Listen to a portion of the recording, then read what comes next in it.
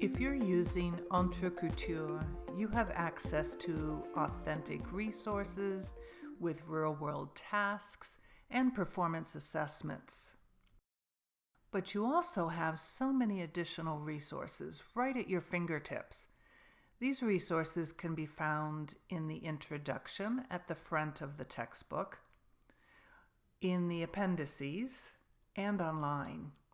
And they're available for both the teacher and student.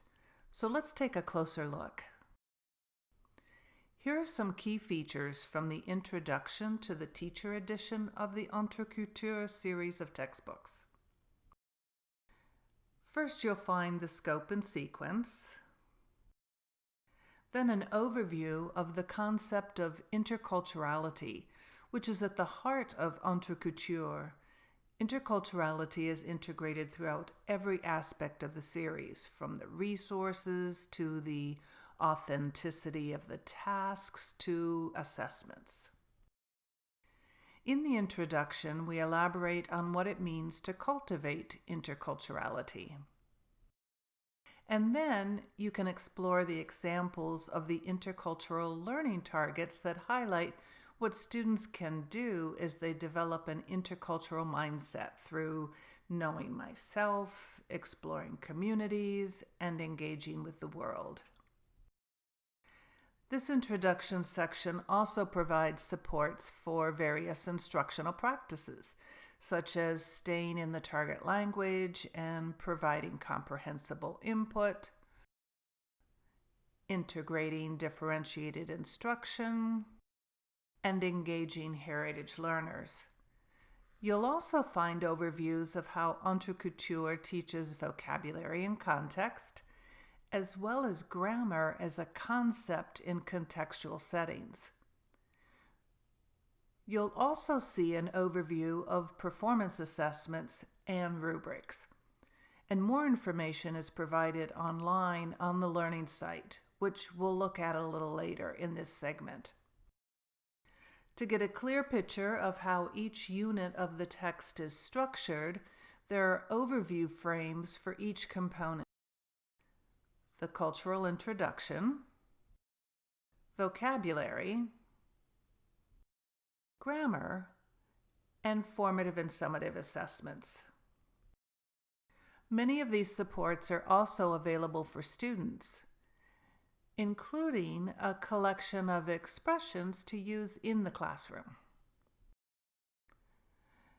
Notice all the icons associated with activities throughout the text?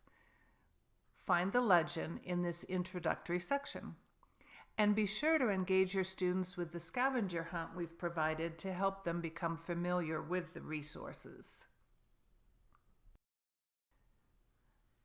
There are 8 appendices at the end of the teacher edition of EntreCultures, which provides supports for teachers and students alike. Appendix A provides a list of all the intercultural and communicative can-do statements in each unit.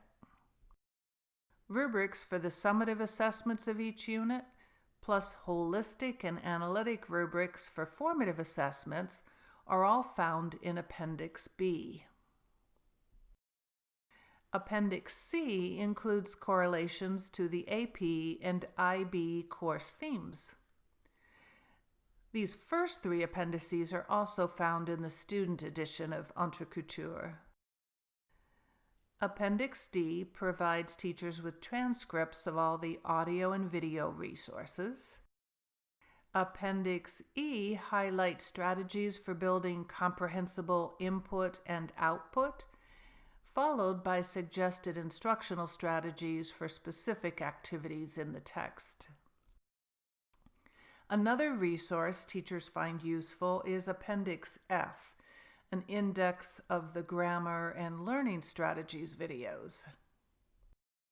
And Appendix H provides an index of authentic resources used throughout the text. Most of these resources are also available digitally, both as appendices in the online textbook, the FlexText, and in the resources folder on Explorer.